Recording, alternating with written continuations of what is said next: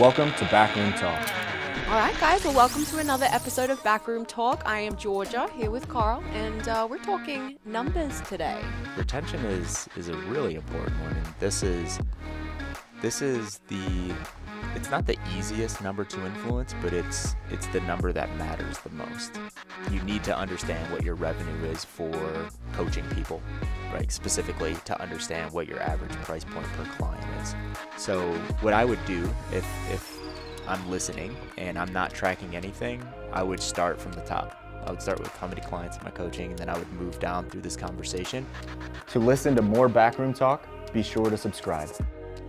Learn to design personalized programs with the OPEX system of coaching by heading to opexfit.com. All right, guys. Well, welcome to another episode of Backroom Talk. I am Georgia here with Carl, and we're talking numbers today. That was smooth. We talked about, did we say our names at the beginning? And you did, and I thought it was going to be really awkward, and it was actually really good. I think you actually rehearsed that prior to coming in here. So. I did. I spent about an hour making sure I could pronounce my name and your name correctly. It is true that Carl is a very hard name for someone with an Australian accent to say. So, we thought it was important, though, because we really do never take the time to, I think I say your name, but I never say my name. Yeah. And for those listening, if you don't know who we are, now you do. Yeah, welcome, Georgia and Carl. Yeah, very good. That was true blue Aussie right there. There we go. All Indeed. Right. Well, guys, as always, first little shout out to please make sure you like and subscribe on YouTube. If you're on audio, leave us a review. That stuff really helps us out. So take 5 seconds out of your day, hit that button, give us some love, okay? Awesome. Yeah. Jacob's reviewing us in the background right now. Yeah, we got Jacob behind the camera today instead of Emma. Jacob behind the ones and twos. I know that doesn't make sense, but it just sounds good. Well, we are talking about the numbers that are really important for fitness coaches to understand. And obviously this stuff is very relevant to you, Carl, as the instructor of the professional inside of the coaching certificate program, or CCP as we call it. These are principles that you teach to coaches inside a CCP, every single day. And I think it's probably a subject matter you're pretty comfortable with, the good old metric. Yeah. I think, as coaches, I think coaches are comfortable with metrics, right? Like maybe not naturally with what we're going to talk about today, but with metrics and benchmarks and FMEs and all that, it's really interesting to coaches. And, we all know that we can't measure or we can't move what we do not measure, right? So that's how we think as coaches in fitness. We should also think about that as coaches running our own businesses or even working for this other business or doing our thing and trying to make a living coaching. We have to measure the success that we're having or not from a numbers standpoint, whether that's financials or clients or whatever the case is. We have to measure that stuff. Yeah, that's such a great connection to in the gym because, again, that makes sense to my coach's brain and probably makes sense to the listeners as well. But I think there is a lot of coaches who are scared, and probably not just coaches, just people in general who are scared to look at their financials for fear of what they might find, or maybe for lack of understanding of what actually matters. How do you help people overcome that fear? Ooh, yeah, that's a big one. I mean, it's usually overcome by them going through the process and knowing what it takes to understand those numbers and figuring it out for themselves with some help or some assistance, right? Just going through the process of understanding all of the things that we're going to talk about today is a very powerful practice, right? Because the things that you have to do, and let's assume, so when I say business today, I'm going to be saying, you can own a business and have, 500 clients and 15 coaches, or you can own a business and you're just coaching, 15 people and those 15 people are paying you. So when I say own a business, don't think you own this like huge gym or something like that. But when you own a business or you're coaching and people are paying you for that service, it opens your eyes, and there's a lot of insights that come out of digging into all of these metrics that we're going to talk about. And there's learnings that occur when you just try to understand what's happening. And then once you understand and you track it on an ongoing basis in a very low barrier way, and by low barrier, it should take almost no time, right, to be able to track these things that we're going to talk about. over 6 months, 12 months, and then you start to see trends, and you can kind of compare that. What am I doing? What am I focusing on? What am I not doing? What am I not focusing on? And how is it affecting this number versus this number? And then it becomes a little bit of a game, right? Where it's like people start getting excited to understand their numbers and try to move those numbers and come up with strategies and put strategies in place to try to move this one thing or that one thing. So to nudge people is the first start. It's like people have to understand why it's important to track these things. Number one, if people think that I can run my business and not understand what's happening inside of my business, they're going to figure out that they're wrong, but they're going to figure out that they're wrong at not a good time, right? It's going to be too late by the time they figure out, oh shit, I should have tracked how much revenue I was bringing in for the last 6 years before it's like, my savings is gone. Now I have to give this thing up. So there's a lot of power that comes with understanding what's happening inside of your business. Yeah, I mean, these numbers that we're going to go through are all fairly specific to fitness business, but many of them would apply even outside of fitness to people working in other kinds of industries. And I just think it's always interesting to reflect that this is not the stuff that we were taught at school, unless someone went to school for that. So many people don't have that background, and it's okay to not have that background. But through programs like CCP, we're trying to empower coaches and individuals with that understanding. And let's get into it. Yeah, for sure. Let's talk about the easiest stuff first that I think most coaches can get on board with. And the first thing is just like, how many people are you coaching? I think that's an important number that I think people that aren't even into metric tracking and understanding what's happening behind the scenes, they understand that, right? Like they pull up Coach RX and it says 25 people next to, or 25 next to clients. It's like people understand how many clients they're coaching. They organize their days around it. Program design, I'm programming for 8 people on Monday and 9 people on Wednesday, so on and so forth. But client count is extremely important, but for purposes of this conversation, we're only talking about clients that are paying you, not clients that you're just coaching. So, sorry, George, if we're going to do this with you today, Jacob actually doesn't count as one of your clients. Sorry, Jacob. Yeah, so that's where we start. It's like, how many people are paying me for this service? And that's the measure, right? And for a lot of coaches, that's like the gold standard measure. But I want to challenge that a little bit today as we move forward and hit on some other metrics. Definitely. I mean, before we move on from client count, we did want to talk a little bit about how we influence each metric. I also would love to know, is there a good place to be with any of these numbers? And you look at me and I know you're going to say it depends and it's so variable, but if you were to spitball about an average good client number for a coach, what would it be? Gosh, I don't even want to put that out there. I don't even want to put it out there because I know we're not here yet, but how much is each one of those clients paying you, right? Like if I had a book of clients and each one of those clients were paying me $1,500 a month, that number is going to be a lot lower. That absolute client count is going to be a lot lower naturally than if those clients were paying me $200 a month. So it depends on a lot of things. It depends on how many people are you capable of coaching. My brain goes to one-to-one coaching, of course, right? Like in how much time and effort it takes to get there, or how much time and effort it takes to coach an individual. So it's all dependent on what are those clients paying you? How many clients do you want to coach? How many clients are you capable of coaching? And referring back to last week's episode and what we talked about in that coach's life cycle, where are you at in your coach's life cycle? Because if you're a part-time coach, because you have another full-time job, you know what you're not doing? You're not coaching 60 clients one-to-one. You just don't have the time. There's not enough time in the day because you're working this 40-hour work week over here, and then you're trying to add a 40, 50, 80-hour work week over here and coaching 60 people. So it depends on where you're at in your life cycle, your capabilities, and where you want to go with that. Yeah, I mean, good reminder if you haven't listened to that podcast from last week, the fitness life cycle. We talked about that progression from not a coach to ultimately scale if someone wants to get there. So good little listen to follow up after this one. Yeah. Do you want to talk about how to influence clients, or do you want to leave that until later? Yeah, we'll hit that last, I believe, right? I think so. When we move on to getting into the market. Yeah. So metric number 2 would be retention. Oh man, yeah. Retention is a really important one, and this is the it's not the easiest number to influence, but it's the number that matters the most, right? Like it's the number that matters the most. And we'll talk about this when we start talking about, getting people into your fitness business, but it's a lot cheaper to retain a client than it is to add a net new client. And understanding that retention percentage is extremely important. Again, this is one that I think most people don't understand.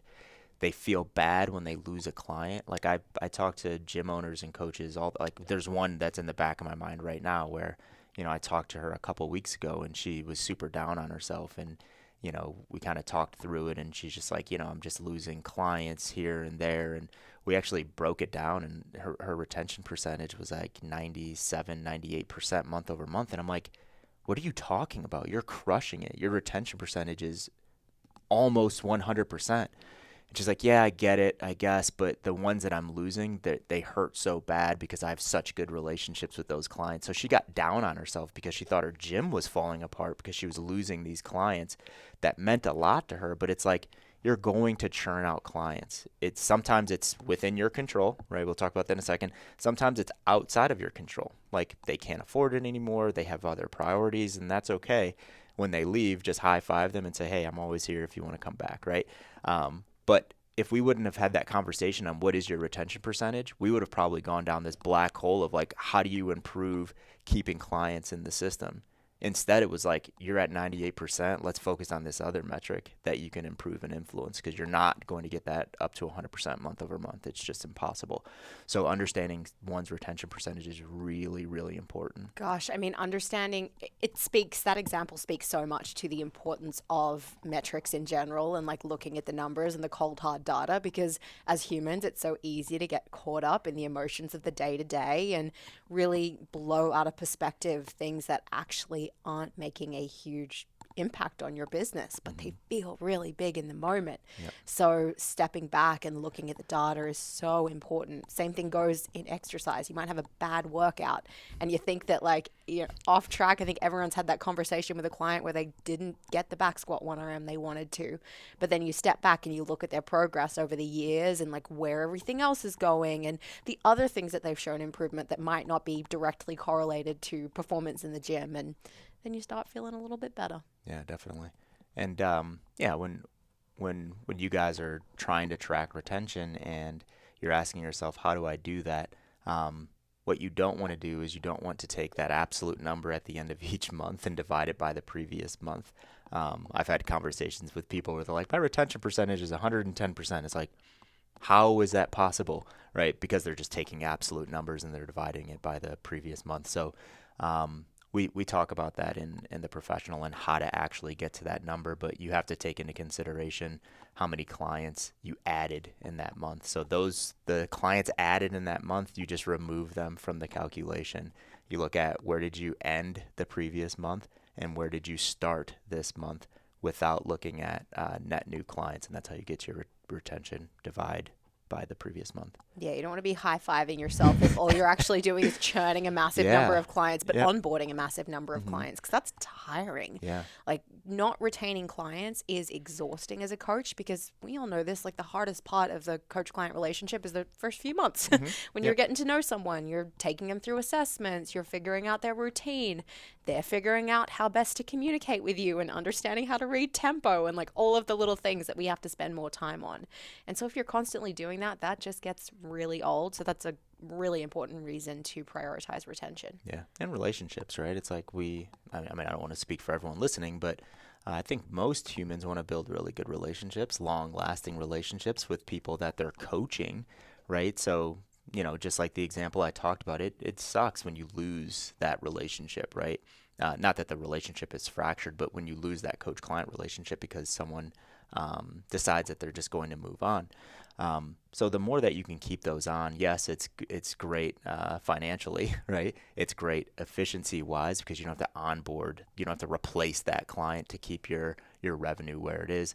But it also feels good, right? It also feels good to continue to build those relationships over time. So there's a lot that goes inside of retention percentage. And usually if you see a really high retention percentage, what are you going to see? You're also going to see a lot of referrals, right? Because the people that are inside of your business, they've been there for a while, and those are the people that are going to talk about you positively because they're having a positive experience because they've been with you for a while.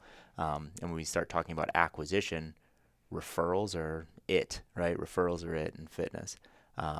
So yeah, retention's powerful. You want to talk a little bit about how to influence retention? Yeah, give your clients a fucking good service. Right? Yeah. Well, it's so important. Like, we're not Planet Fitness. We're not charging $10 a month for fitness coaching, and people can just like forget that. Do they still charge 10? I have no idea. Inflation has to have Maybe it's 14 influence. now. I think it is still 10. They're not even moving with inflation. They need to get their shit together. We'll talk about average price point per client and what Planet Fitness is doing in a second. But people can be paying that $10 a month and like just forget that it's coming out of their bank account every month. Yeah. It's not the same case with a personalized fitness coach. Like, some of our coaches are charging north of $500 a month. Mm-hmm. No one is going to forget that is coming out of their bank account. So they better see value in what they're getting for that $500 or $200 or whatever it is, because there is a big variation depending on location and experience of the coach. So, give them a good freaking service. Yeah, I think it's, to simplify it, right? It's like when we look at that value exchange, just think about the last time you went to the grocery store and you look at something and you're like, that looks pretty good. And you look at the price of that thing. Maybe the grocery store isn't a great example for us because I think we just blow a lot of money at the grocery store. Think about the last time you were at a clothing store, right? And you looked at this thing and you're like, you look down, you look at the price tag. Lululemon's a great example, right? You look down, you look at the price tag. You're like, does this thing bring me more value than I'm willing to spend on it, right? Like, or that I'm able to spend on it. And, you look at those Lululemon shorts and they're like $75 and you're like, oh my God, but you're like, I wear those things, very often. They last a long time. They just feel so damn good. Okay, take my $75, right?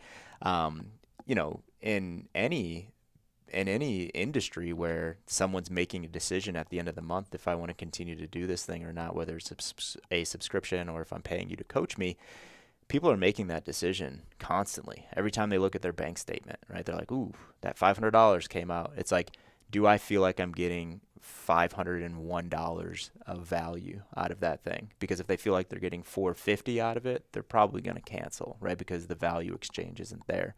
So the question is, how do I continually prove my value, right? And that should happen naturally through systems and the way that you coach and the way that you build relationships.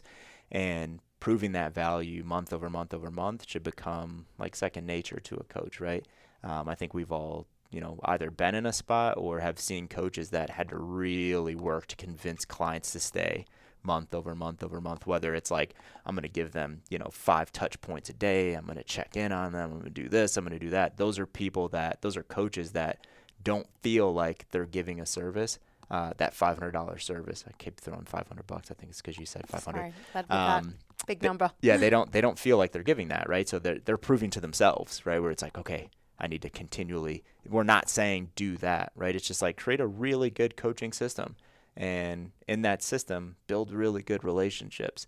And don't forget about the client that you've been coaching for 3 years, because that's the client that you really want to keep, right? You want to retain that client, because we do have coaches that they'll onboard a new client.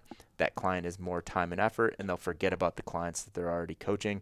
The clients that they're already coaching feel that, right? They're like, well, fuck you. I'm leaving then, right? Like I don't feel like we're connecting anymore. I don't feel like I'm getting personalized, individualized attention anymore, and that client churns out. So we always have to be careful in ensuring that we're giving an adequate amount of attention to all of our clients, and that's done through having systems as coaches. Yeah, I think in personalized fitness as well, setting really clear expectations for progress and how the client can expect to develop over the months and years is really very important also, because I have seen it in place where people arrive and they may have unrealistic expectations and goals, and what they think that they're going to get in a month or 2 months or 3 months just isn't going to happen. Like, it's going to take them 2-3 years to get there.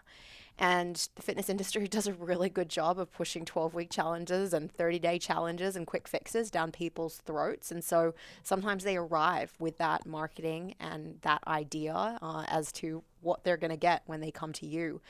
And so number one, it's figuring out, is this person actually the right fit for me? And then number two, in that onboarding process and in the goal setting and in the monthly consultation, having the conversation with, are you moving towards your goals?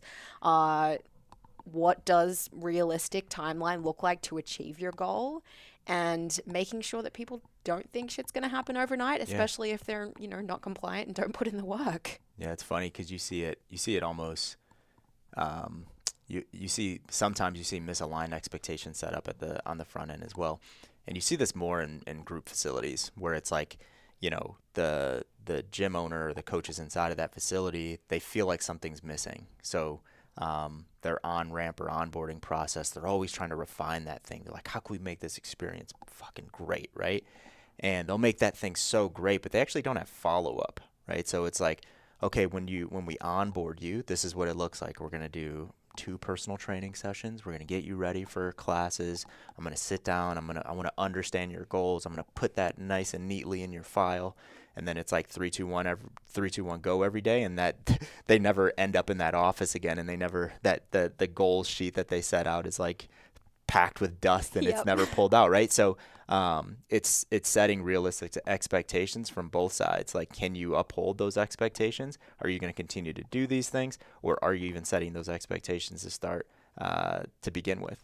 So I've seen that a lot as well, where it's like a very nice, onboarding process and then no follow-up. Yeah, as one final thought, on the retention side, I do as well see coaches and gym owners compensating for a lack of results with the nice to haves. So community events and like real like rah, like building up the like community aspect, bar nights, like things like that people do see value in and they enjoy, but it's covering up for the fact that people have been with them for a year and a half and haven't got the results they want. So I think that's like something to consider, right? You can do it. Like, you can be that gym or that coach that leads with the nice shiny things, like the washed towels and the moisturizer in the bathrooms. Like, good to have all those things for sure.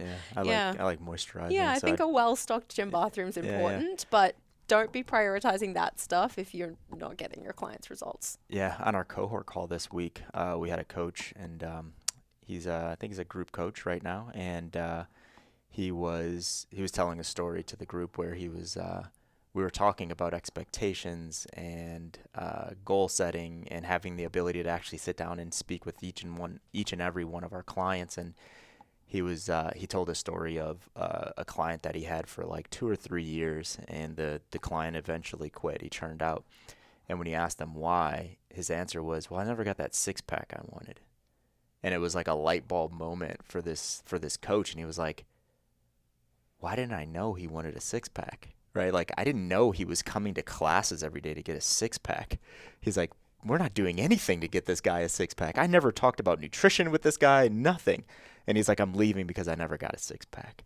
Right? So it's just like, those conversations have to be had at some point, right? And when we look at retention, just to stay on track here, and I know we'll wrap it up after this thought, but just to stay on track here, it's like when we look at retention, we have to understand why our clients are there. That's super important. And hey, that shit changes, right? Like, a client may come for this reason, and in 6 months it might be they're staying for that reason, whatever the case is. But we have to have some sort of alignment ongoingly, or we're going to lose them and we're going to have no idea what it would have taken to keep them. And it shouldn't be free pizza that's keeping people in your gym, to bring it back to Planet Fitness. Reminds me of Jacob's story about the walking out of Planet Fitness with his dirty hands. So let's go into average price point per client. Let's wrap up retention and move on. You ready? Yeah. Jacob, sorry, man. If you're in this room, we're going to refer to you a bunch. So Jacob's the man behind the camera. He's turning red. Yeah. You embarrassed him. All right. Average price point per client. So I want to use this to challenge the old adage of total clients being the gold standard. I'd rather coach one client for $15,000 a month than coach even 15 clients for $1,000 a month, right? So average price point per client is a way that we can scale our businesses revenue-wise and eventually profit-wise without working harder, right? Because what we don't want to do, especially in our model, is we don't want to have 100 people under one, maybe even two coaches, and that their ideal is like, we need to increase the absolute client number because they're going to get burned out. Each one of those clients isn't going to get a great experience as they add 10, 15, 20 clients to their book. And what those coaches could do, or what that business owner could do instead, is like come up with a strategy of like, how do I increase my average price point per client? And when they do the math, it's like, it's eye-opening. It's like, why are you trying to get to 120? Stay at 80, get to this price point, and look what that does for you. And you're actually working less, right? And it's so eye-opening. And they're like, oh my gosh, why did I never think of that? And it's like, you never thought about that because the first question most people ask is, well, how many clients do you have, right? So clients and understanding what that is really important, but average price point per client has a lot. It can have a huge impact on our bottom lines. It comes back to the value conversation as well, because I think a lot of coaches and gym owners are afraid to increase their prices for fear that people might walk away or that they're just not worthy of that extra 20 or $50 per month that they might be asking for. So I think that's reality for a lot of people too, but they have to understand where they sit. All we're proposing is, what is your average price point per client? Because if you don't understand that and you see it for the first time, it actually will be eye-opening for most people. They're like, oh my gosh, but I'm selling this thing for $250. Why is my average price point $185? It's like, yeah, because you have this deal, and you have this grandfather thing, and you have this, and you have that, and that's all fine, right? That's all fine. We have to do what we have to do to build our client list. But once you get to a point where you've been doing it for a while, you have to bump those prices up. You have to. You're paying more. You're paying more to coach those people. You're paying more every time you leave the gym and you fill up your car at the gas station. You're paying more every time you go home and you buy your family food, right? Like, that's inflation. So we can't have inflation happening over here and then we're just like rolling here and our average price point is going down. It's like, you are a professional coach. Your price point should be going up just like everything else in the world goes up.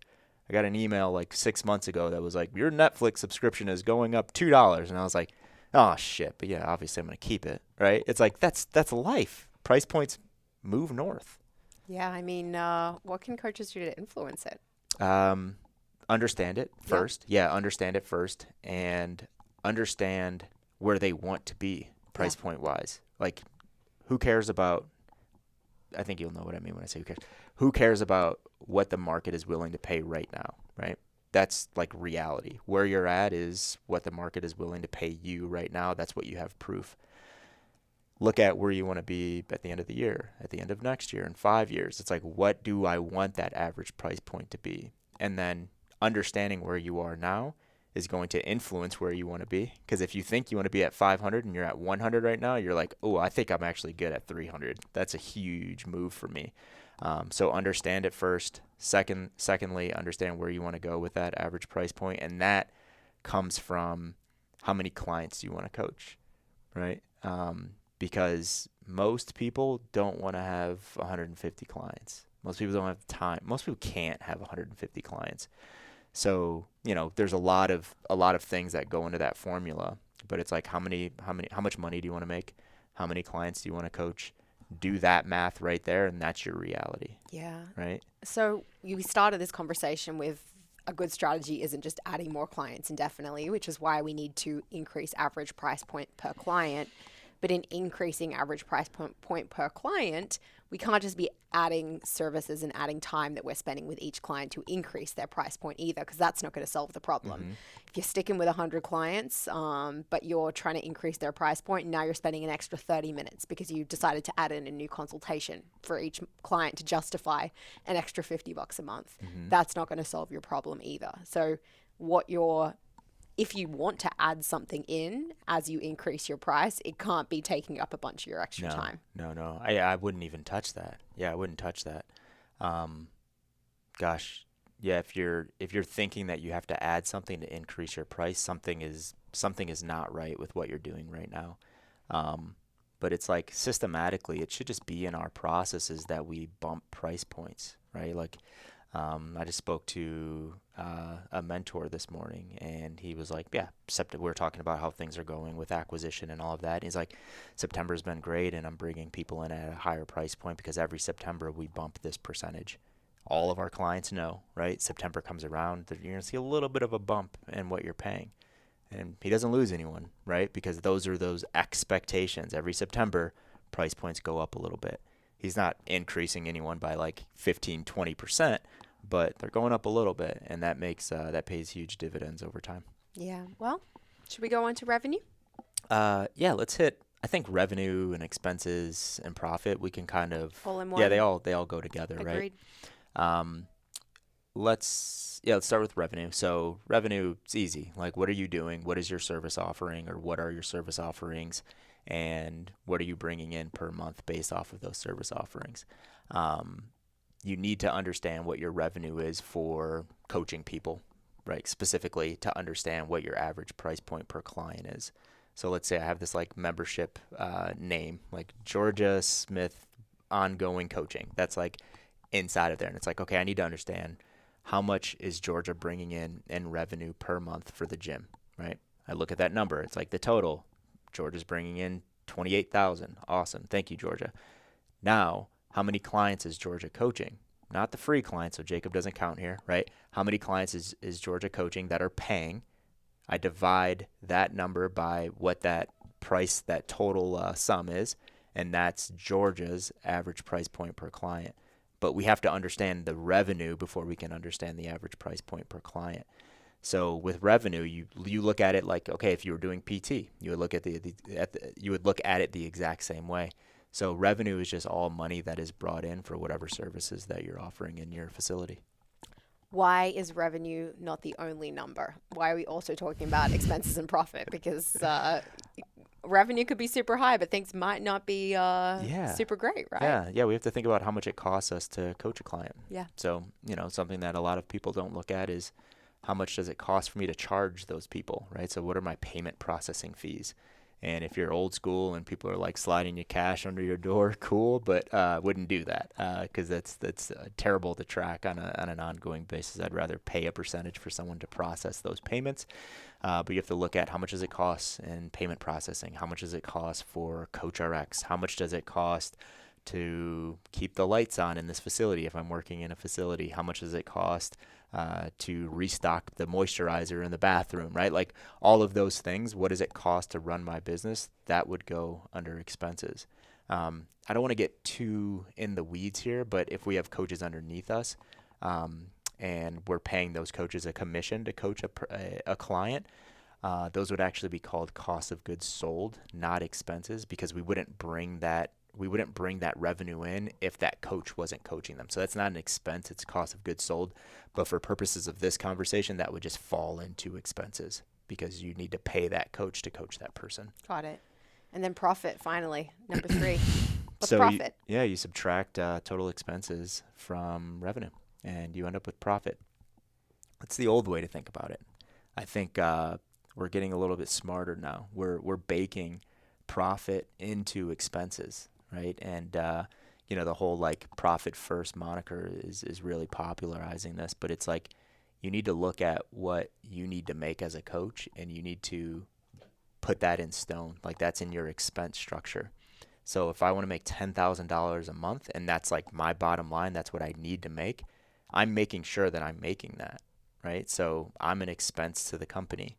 So that would be that profit, right, that my take home or that salary would be baked into that. I'm not saying everyone has to look at it that way, but I think coaches would be a lot better off if they didn't say, I can do this and not make any money for another 12 months. Because what are we going to do? We're going to hate coaching. We're going to hate our clients. We're going to hate ourselves, right? If we're not paying ourselves anything for all of this work that we're doing. And I know a lot of coaches aren't in that situation where they can say, well, I want to make X amount of thousands of dollars and this is what I need to make. It's like, I get it. But there has to be a minimum amount of money that you need to make to survive, or there needs to be a maximum amount of time where you can make nothing. So profit is one of those things that I like to look at baking it in. But if you can't bake it in, it's the money left over after expenses. Got it. And if you are baking your profit, what you're taking as a coach, how you're paying yourself into expenses, then what's left after that in profit? Is that just going back into the business? Yeah, it depends, right? It's profit to the business. Debt would go into expenses, so I wouldn't say profit is going to debt. Profit is what you're paying, yourself for an owner's draw. It's going right back into the business bank account. You do whatever you want with profit, but it is the money left over. Got it. Any thoughts on how to impact these metrics? I mean, we've hit on it a little bit already, right? Client number, average price point per client, retention, all of these things are going to influence. Expenses are really important. There we go.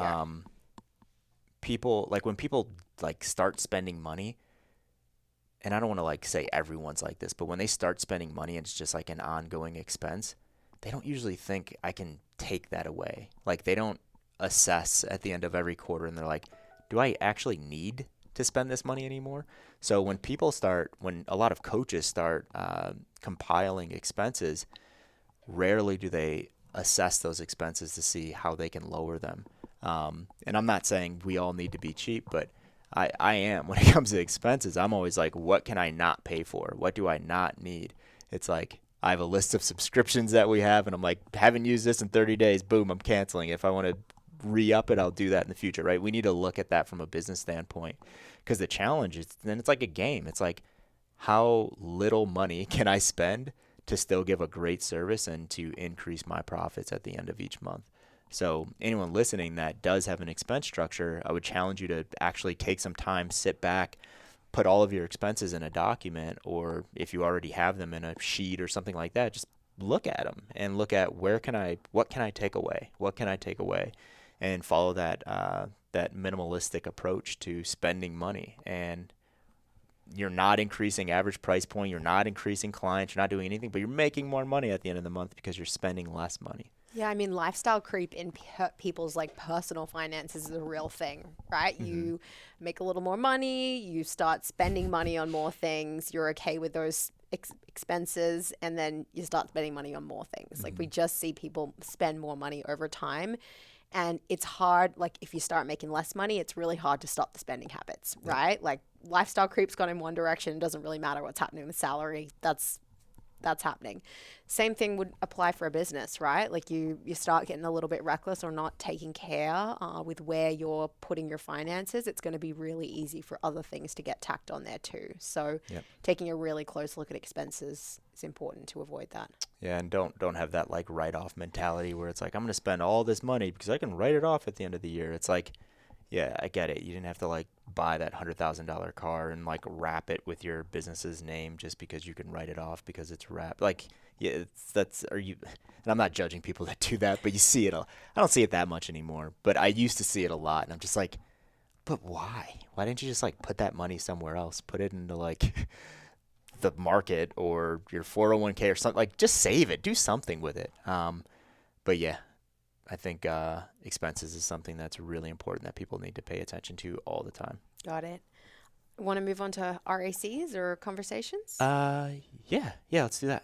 So we're talking about how many people we're talking to as prospective leads. And I think the industry puts a lot of value on this, right? You see a lot of people selling you strategies to get 100 new leads in your door next week. And there's a lot of emphasis put on how many new people that can I get into my business. Yeah. But if you guys reflect back on the conversation we had around retention, it's a lot more expensive to bring in new people than it is to retain people. So I think there's just too much emphasis put on RACs, request to consults, new conversations, new leads in general. Doesn't mean they're not important. There is going to be a level of churn that happens. As you said, people are going to leave, especially when someone is building up a client base and they're not at the point that they want to be at yet. Yes, they certainly need to be bringing in new leads, but again, focusing on retention for most people is probably more important. Yeah, I agree. And I think we can periodize this a little bit as well for a business owner where it's where do we know we're the slowest, right? As fitness business owners, it's in most places around the world, it's July, August, we see a bit of a dip. Is it like that in Australia since that's not the Switch it switched? around. Okay. Yeah. Our summertime is like December, January. So But are you busy? Like, are gyms busy in December and January? yeah, they would be because it's the whole like resolution thing. Yeah, that's what I was So, thinking. So you yeah, guys really don't have a downtime, do you? I don't. I'm not sure. I have like not like managed a gym in Australia, yeah. so I don't know. Sorry, that just came to my mind when I Yeah. was like bucketing and assuming that July and August is it. But for us over here in the Western Hemisphere, Yes. yeah, it's usually that July and August time frame. So it's like maybe that's the time where you really, really focus on systems and what you're doing, how you're coaching your people and realigning those and rebuilding your SOP handbook and all of that stuff to ensure that retention is there. And then you kind of flow with that through the fall. You'll probably see a little bit of natural referrals coming in September, October. You hit, as you start approaching that December, January, like you're getting ready and it's like, hey, the focus is RACs, right? I want a bunch of RACs. I want to add if the goal is to add more clients, I want to add a bunch more clients in January, February, right? You get through January, February, March, April come along. Maybe you're now focused more on systems inside of the gym and retention and all of that. And if you have, a staff of 4 people and those people are full time, it's like, yeah, do everything all the time because you have the resources to do it. But if you're a one person show, it's like you can't do everything all the time. So for that person, I would go through seasons of where I focus on, bringing new people in and RACs. I would always track RACs. How many conversations am I having? How many of those conversations am I actually sitting down and having a sales consultation with? And how many of those sales consultations are turning into clients? So now we can start to look at where's the breakdown? How good am I at bringing in new people? So imagine if a gym is bringing in 25 RACs every month. That's a really good number for like an ID gym. 25 RACs every month. Out of those 25 RACs, they're having 20 sales consults. That's pretty good. Their process of bringing in RACs and sitting down and having a consult with those people, whatever they're doing there is outstanding. So don't change it. If it's 5, assess it. What the hell's going on? Why are you not having consults with any of these RACs? Are they RACing because you're like lying to them and saying that your service is free? Like, what's the deal? So that's an opportunity to assess that thing. And then sales consultation to now that this person is an actual client. If you're having 20 sales consults and 15 of them are turning into clients, it's like you are a sales genius. Like, you are awesome. Perfect. Keep doing what you're doing. But out of those 20, if you're converting 3, it's like that conversion rate is shitty. What is going on? What are you saying in that sales consultation? Are you making that person uncomfortable? Are you too pushy? Are you not pushy enough, right? So just understanding that, how we move from RAC to actual client could be extremely beneficial.